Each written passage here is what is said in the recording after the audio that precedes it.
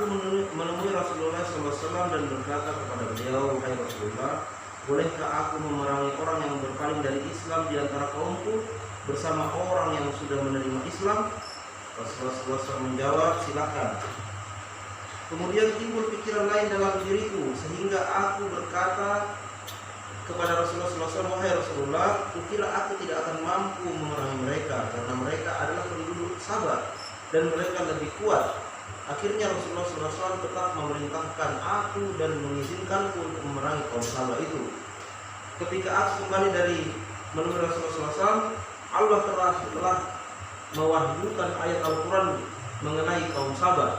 Rasulullah SAW bersabda, "Apakah yang tengah dilakukan Al-Ghutaifi?" Kemudian Rasulullah SAW mengutus seseorang ke perkemahanku untuk memanggilku, dan dia mendapatiku telah mulai berjalan, sehingga dia melarangku. Ketika aku menemui Rasulullah SAW, aku mendapati beliau sedang duduk dikelilingi para sahabat. Rasulullah SAW bersabda, "Serulah kaum itu kepada Islam lebih dahulu. Siapa di antara mereka yang bersedia, maka terimalah mereka. Namun siapa yang menolak, janganlah kamu tergesa-gesa memerangi mereka sampai hal itu dilaporkan kepadaku."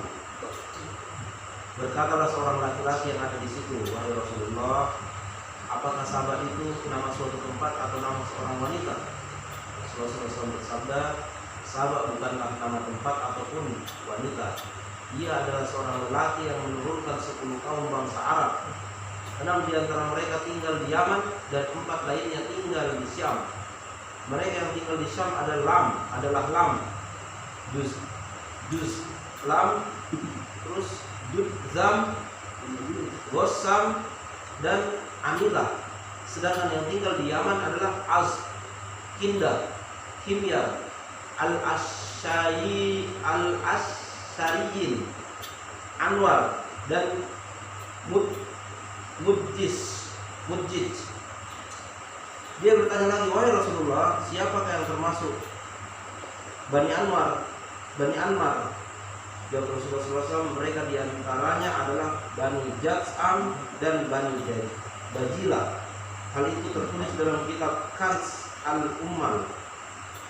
Diriwayatkan oleh Ahmad bin Awad bin Humaid dari Farwah katanya, "Aku menemui Rasulullah SAW dan bertanya kepadanya, 'Wahai Rasulullah, bolehkah aku memerangi kaumku yang menolak Islam dengan mereka yang telah menerimanya?' Ya, jawab Rasulullah SAW, "Perangilah orang yang menolak Islam di antara kaummu dengan orang yang telah menerimanya." Ketika aku telah meninggalkan Rasulullah SAW, beliau memanggilku dan berkata, "Janganlah kamu memerangi mereka sebelum menyeru mereka kepada Islam." Aku bertanya, "Wahai Rasulullah, bagaimana pendapat engkau mengenai Sabah? Apakah ia merupakan lembah ataukah gunung ataukah apakah yang lainnya?" "Tidak," jawab Rasulullah SAW, "ia adalah seorang lelaki yang mempunyai 10 orang anak." Kemudian Farah menyebutku hadis tersebut secara lengkap. Alhamdulillah, tuan-tuan, karena sebuah kisah tentang Rasulullah SAW memerintahkan Farah bin Musa untuk berdakwah dalam peperangan. Sebelum diperangi, dia berdakwah.